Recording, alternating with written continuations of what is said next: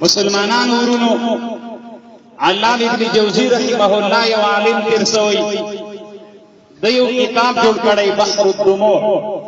دې کتاب کې لیکي اورس یو عالم وایي زه د ابراهیم ابن ادهم بلخي کور ته ورغلم. ابراهیم ابن ادهم ته چې په لاره باندې ور روانو دروازه مې ور وټکوله په کور کې څوک نه و. یو وړه نجلۍ راووتله ما ته یې ویلې چې کور کې څوک نشته ده. نو ما ورته ویل ابراهیم ابن ادهم سره مې کار دی. ابراهیم ابن ادهم هغه داسې باندې پټیو ته دښتې ته وتلی هلته ورسه. دی وایي زه د ابراهیم ابن ادهم ته په لاره باندې ور ووتلم هلته لارې ته ورغلم نو ګورم ابراهیم ابن ادهم رحمه الله په مځکه باندې پروت ده. په ګرمي کې غرمه ده په مځکه باندې پروت ده او بیا دغه مار درته یو مار ده دا مار ولاړ ده دی ویده ده ابراهیم ابن ادهم د مار په خوله کې وایي لښته ده او د لښتې په سر کې ګل ده. دا ګل داسې کوروي و د ابراهیم ابن ادهم نه خزنده سړي. وایي زه چې ورغلم هګو پک حیرانه سوم چې دا څومره عجیبه او څومره ډېره نادره ده چې مار د بني آدم نه چې د دوی په مابین کې دښمني ده او هغه د انسان خزنده وي مچان سړي. وایي چې ورغلم دا مار هګو پک زه چې حیرانه ودرېدم مار ما ته خبرې را شروع کړلې. وایي ما ته مار ویلي ولې تعجب کوې؟ ما ورته ویلې پلار به مې تعجب کوي ولې به یې نه کوم. اوس مې تعجب یو په دوه باندې شو. مخکې خو مې صرف په دې تعجب کوو چې ته د انسان نه مچان سړې. اوس مې تعجب ځکه ډېر زیات شو چې تا خبرې وکړلې. وایي موږ دا مار راته ویل د دواړو جواب دې درکوم. ما ورته ویلې سمه ده. وایي ویلي اول به د دې جواب درکړم چې زه مار خبرې کوم تا ته عجیبه ښکارېږي ولې تعجب کوې؟ ته هم ژبه لرې زه هم غاښونه لرې زه ته هم حنجره لرې زه ته هم سونډې لرې زه ته چې خبرې کوې عجیبه درته نه ښکاري او چې زه خبرې کوم عجیبه درته ښکاري. دا هېڅ د تعجب خبره نه ده. دا یو. بلې وایي راته ویلې چې ای ابراهیم ای سړیه دا زه چې مچان د ابراهیم ابن ادهم نه څړم څوک چې د الله دوست وي څوک چې د الله عابد وي موږ ته الله دا وصیت کړی چې دماغ د دین دوستان چې څوک وي هغو ته به تاسې ضرر نه رسوئ. ما ویلې صحیح ده زه د الله د انسان دښمن پیدا کړی یم خو یوه خبره ده موږ ته الله وصیت کړی چې د ما دوستانو ته به ضرر نه رسوئ. او دا د الله یو دوست دی ابراهیم ابن ادهم موږ ځکه ورته ضرر نه رسوو. دا یو حقیقت د مسلمانانو د موږ د افغانستان د روسانو وخت جهاد الى یومنا هذا مجاهدین په سنګرونو کې پراته په غرونو کې ټول د افغانستان ولس مجاهد ولس نه. یو سړی دی وایي چې زه په سنګر کې پروت وم د ټول افغانستان غرونه په مجاهدینو باندې ډک ول. کم سړی مار لړم چې چلی ده سره له دې غرونه ترې نه ډک دي. دا یو هغه حقانیت ده چې د الله دوستان د الله د دین والا خلک هغوی ته مار او لړم ضرر نه رسوي. دا یو حقیقت ده. دا یو غوښتنه کوم د افغانستان غرونه د افغانستان د بدخشان او تر هلمندونو پورې د افغانستان د بادغیس او دلته تر خوست او تر پکتیا پورې تر اوسه دغه غرونه د مجاهدینو نه ډک. یو سړی دې ګوته جګه کړي چې زه مارو لړم د الله د لارې لپاره په سنګر کې پروت وم چې چلی دی دا د الله د دین یو حقانیت. خبره علامه ابن جوزی بحر الدموع کې کړي. یو بل کتاب یې جوړ کړی ترویح الارواح په دې کتاب کې علامه ابن جوزی کړی را. او الله دې موږ او تاسې د الله د دین دوستان جوړ کړي. الله دې موږ او تاسې د الله د دین پیروانان جوړ کړي. الله دې موږ داسې خلک جوړ کړي چې د الله دین باندې مین خلک وي. علامه امام بیهقی رحمه الله الزهد الكبیر کې لیکلي ویو ورځ زه هدیرې ته لاړم بهلول دانا دا وایي په هدیره کې یو قبر کې ناست و پښې ور ځړولې وې داسې پښې کورولې پکې.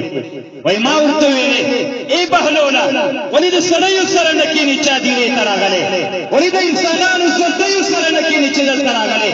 وایي ویلې دا دومره ښه قوم ده چې ورسره ناست یې الله به در کو یاد وي چې درله لاړ شي غیبت دې نه کوي دنیا کې خو چې خلکو سره کېني په مجلس کې چې ناست د خلکو به غیبت کوي چې مجلس نه لاړ شي همدغه ناست خلک به د تا غیبت کوي مولا ډېرې تېزې خبرې وکړې مولا داسې وکړل حاجي صاحب خو داسې سړی ده واده سړی ده ژوندیو سره چې ناست په غیبت په لګیا یې چې ترېنه لاړ شي هېڅ هم درپسې نه وه غیبتونه هم درپسې کوي مړي دومره ښه قوم ده دومره ښه خلک دي چې ترېنه لاړ شي غیبت دې نه کوي چې ورسره ناست دی الله به در کو یاد دي د چا غیبت به نه کوي ذکر به د الله کې دا دومره ښه قوم ده نو الله دې مونږ داسې عابدان جوړ کړي الله دې مونږ د هغو خلکو سره ملګري کړي چې هغه مونږ ورسره ناست یو د الله عبادت وکړو چې ترېنه لاړ شو د چا غیبت ونه کړو نه دې مونږ غیبت څوک وکړي والله دې مونږ داسې مخلص مسلمانان جوړ کړي مسلمانان حاجي صاحب سره تېرې جمعې په ورځ باندې ما او شیخ صاحب دوه ورونه راغلي یعنې دومره شیخ صاحب ته خوشحاله شوه چې تقریبا د خوشحالۍ نه ورته ژړا ورکړه یوه خبره یې کوله وای الله نه د یوه خبر غواړم وای شیخ صاحب راته دعا کوه چې ما الله خاتمه په ایمان باندې او چې الله مې د دې دپاره جوړ کړي چې دا مانځه د جمعې ته بیا لاړ شم امام سیوطي صاحب یو کتاب جوړ کړی بزوغ الهلال فی اسباب الموجبة للصلال په ورځ د قیامت باندې هغه درګاه د الله ته چې ډېره سخته ګرمي وي یوم لا ظل الا ظله چې بغیر د الله د سیوري نه بلکل سوری نه وي موجود هغه سوري لاندې به یو څو کسان امام سیوطي په دې کتاب کې راجمع کړي دي یو هغه سړی د شاب نشأ فی العباده یو ځوان په عبادت کې وخت تېروي بل هغه سړی چې د جومات نه راوځي وقلبه معلق بالمسجد بیرته دا اراده لري چې الله زه به بیرته بیا د جمعې وخته څه وخت د دې مصداق حاجي صاحب ځکه سپین ږیری سړی ډېر بېقدره سړی بیخي به تا داسې فکر نه کوو چې الله درته دنیا ورکړي که یې نه ده ورکړې دا یو مشر سړی ده که نه ملانګ غوندې به ناست و هغه حدیث ده د مصداق ده چې د بخاري حدیث ده دا یو حقیقت ده داسې نه چې بعضې مسلمانان به وایي کېدی شي دا به د څه دپاره نه دا یو حقیقت ده رسول الله وایي څوک چې جومات نه راوځي بیرته یې بلې جمعې ته زړه داسې ورتړلی وي چې بل اذان به کله کېږي بیا به زه جمعې ته کله ځم دغه سړی به په ورځ د قیامت ته الله د عرش د سوري لاندې ناست وي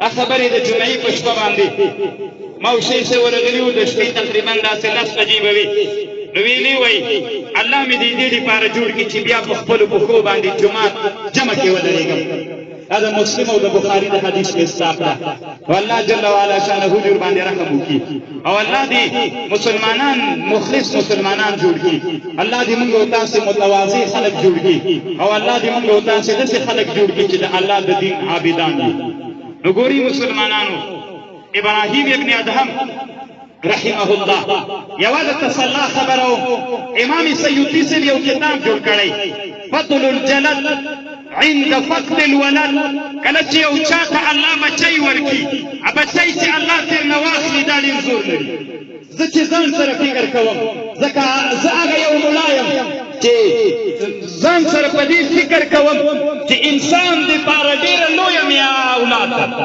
چې د چا په ژوند کې اولاد مړ شي دا ډېر کار کوي ځکه علماو په دې مسله ډېر کتابونه جوړ کړي دي دنیا کې ډېر احادیث هم د رسول الله نه په دې راغلي چې خلکو د پلار د زوی په مرګ باندې پلار ته تسلا دپاره کتابونه جوړ کړي او د زوی دپاره د پلار د مرګ دپاره په تسلا کتابونه دنیا کې نه دي جوړ همداسې ډېر کتابونه 4 کتابونه صرف د ما سره شته یو د سیوطي دغه کتاب ده فضل الجلد عند فقد الولد په دې کتاب کې لیکي وایي د سلیمان علیه السلام د آخرینۍ خبره د تسلا دپاره وایم وایي سلیمان علیه السلام بچی مړ و نو سلیمان علیه السلام ډېر خفه و ډېر خوابد انسان باندې چې کله غم راشي یا عقل هم کار نه کوي یا عقل هم د کنټرول نه وځي یا هغه آیتونه چې ان الله مع الصابرین هغه آیات هم کله کله د سړي نه د یاده وځي. کله چې رسول علیه السلام وفات شو عمر رضی الله عنه توره راخیستلې وله. عمر رضی الله عنه ویلې وایي که چا نه مې واورېدل چې محمد رسول الله وفات شوی ده سر به یې په توره باندې پرېږدم. که چا نه مې واورېدل چې د محمد رسول الله وفات شوی سر به یې پرېږدم. ابو بکر صدیق رضی الله عنه حوالی د مدینې کو چې راغی د رسول الله سلام سر ته ودرېد. ما محمد الا رسول محمد نو دا یو رسول افإن مات او قتل فانقلبتم على عقابكم كمحمد منشي دا خو یو رسول دا چې بیرته شاته ګرځېږئ نه پیغمبر ده. د عمر د غم د وجې نه عقل کار پرېښودلی. ابو بکر صدیق رضی الله عنه راغی صحابو ته اطمینان ورکړه د رسول الله په مرګ باندې. سلیمان علیه السلام ته دوه ملایکې راغلې دی غمجن دوه ملایکې راغلې د انسانانو په شکل یې ځان جوړ کړي. یوې بلې ته راغلل ورته وایي موږ دوه کسان یو. هغې ورته ویلې وایي ما هلته لاره کې هغه کرلي ول غنم مې کرلي و دا بل راغی دا غنم یې خراب کړ. دا بل مې پوښتنه وکړه وایي دا څه وایي دا غنم دې ولې خراب کړي دي؟ وایي صاحب دا غنم مې ځکه خراب کړي په لاره روان ومه یو جید ته راورسېدله مخکي طرف ته مې وکتل چپ طرف ته م لاره بنده وه مخ ته لاره وه ده په دې لاره غنم کرلي ول. نو زه مجبور یم چې په لاره باندې په دې غنمو منځ کې تېر سوی وای. نو وایي هغه ته یې ویلې ولې دې غنم په لاره کې کرلي دي چې اوس خلک پکې ځي او بیا پرې باندې خوابه دی. نو هغه ورته ویلې سلیمان علیه السلام همدغه مې مقصد زه ما ته وایي چې غنم دې په لاره کې کرلي ولې په لاره باندې بیا خفه یې چې خلکو دې غنم خرابه کړي دي. زه ملامت یم ځکه په لاره کې مې غنم کرلي دي خامخا به خلک خرابوي. نو دا دې تا دپاره د مرګ یوه لاره ده. مرګ باندې به هر سړی تېرېږي دا د هر چا یوه لاره ده. سلیمان علیه السلام دغه خبر تا ته کوم ته ولې بیا خوابه دی چې دا لاره دی تا زوی په خپله لاره باندې تللی دی ته ولې بیا خوابه ده؟ بس زموږ د زړه اطمینان کېږي چې دا یوه لاره ده. دلته د ټولې دنیا سردار هغه څوک چې پیغمبر د ټولو انبیاو النبي هغه هم الله وفات کړ. هر سړی به الله وفات کوي خو توبه هغه چا ته خوشحالي ده چې الله یې په ښه مرګ باندې مړ کړي چې اخر وخت پورې د دې تمنا لري چې خدای یې بښنې دې دپاره جوړه کړي چې بیا جومات ته لاړ بیا په جومات کې د سپین ږیرو سره د جومات امام سره یو ځای ودرېږم. دا دغه حدیث مصداق ده چې الله په حضور کې به هلته درېږي یوم لا ظل الا ظله. ای ولوی نیکبختي د الله دې ورته مبارک وګرځي. الله دې وبخي ځکه د علماو سره نهایت یې ډېره جوړه وه د حد نه ډېره جوړه وه. الله دې ورباندې رحم وکړي الله دې ورته بښنه وکړي. بچی اولادونو ته واخر دعوانا الحمدلله رب العالمین.